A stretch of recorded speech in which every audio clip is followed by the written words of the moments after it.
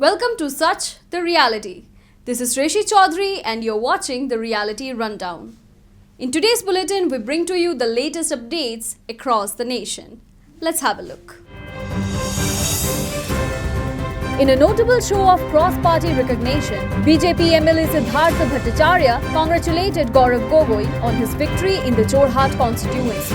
Following Khumtai BJP MLA Mrinal Saikia, Bhattacharya acknowledged Gogoi's win as a testament to his potential and political acumen. Gaurav Gogoi, son of the late Assam Chief Minister Tarun Gogoi, has increasingly been seen as a rising star in the Assam's political landscape. His victory in Jorhat is being interpreted as a significant milestone, indicating his independent influence and effectiveness as a politician. In Dhekiajuli, Sonitpur district, a man named Birsa Barhoi from Bhutpara lost his life after falling into an unbarricaded pit dug for a Jio telephone tower installation. The tragic incident, reported on Thursday, has raised serious safety concerns among locals. The community is urging authorities to implement immediate safety measures and stricter regulations to secure hazardous work sites and prevent further accidents. While the flood situation in Assam showed signs of improvement, the deluge continues to impact nearly 2.5 lakh people across 8 districts. The Assam State Disaster Management Authority reported one more fatality due to drowning in the Kachar district, bringing this year's death toll from flood, landslide and storms to 34. ASDMA's daily flood report detailed that 2,47,000 people are still affected in Kachar, Dima Hasao, Hailakandi, Hojai, West Karbi Anglong, Karimganj, Morigaon and Nagaon districts. Nagaon remains the worst hit district with over 1.4 lakh affected residents, followed by Kachar with around 65,500 and Hojai with approximately 18,500 people suffering. Assam Chief Minister Himanta Biswa Sharma has voiced concern over the voting percentage in the minority-dominated Thupri Lok Sabha constituency, describing it as alarming and hinting at possible communalism from the Muslim community.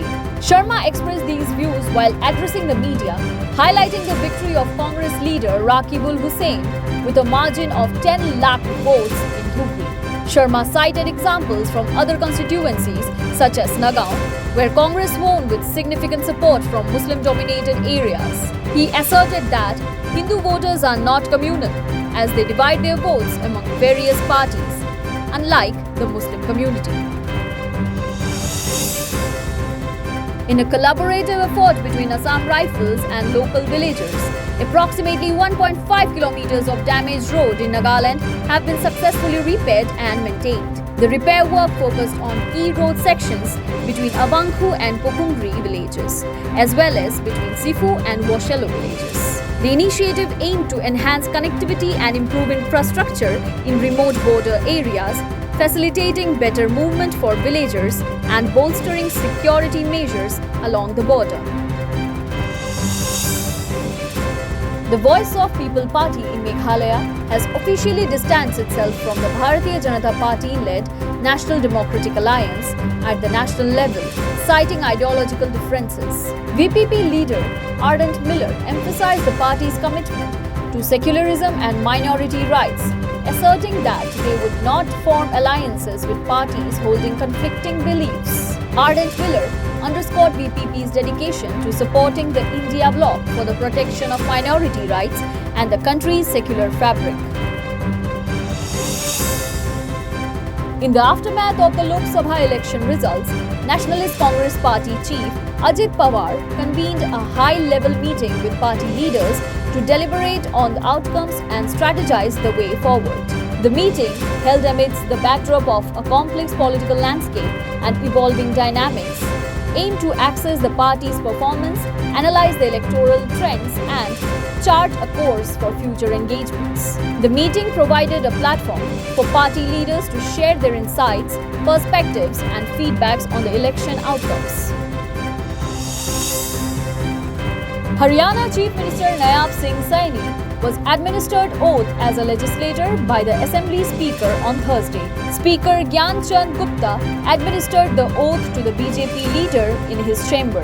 Saini recently defeated his main rival, Congress's Tarlochan Singh, to win the by-poll for the Karnal Assembly seat, which was earlier held by party colleague Manohar Lal Khattar. In the 2019 Assembly polls, Khattar retained the seat, defeating Tarlochan Singh. In a significant move aimed at addressing pressing administrative concerns and charting a course for effective governance, Uttar Pradesh Chief Minister Yogi Adityanath recently convened a high-level meeting with senior officials of the state in Lucknow. The meeting, which underscores the Chief Minister's proactive approach towards governance and administration, brought together key stakeholders to deliberate on a wide range of issues affecting the state.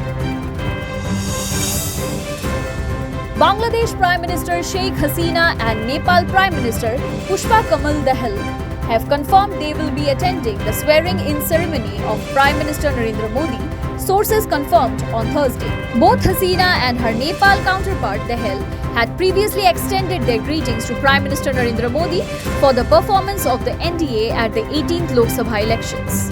Sheikh Hasina will leave Dhaka on a special flight scheduled for the afternoon and will remain here in the national capital until the afternoon of June. Thank you. For more updates, keep watching Such the Reality.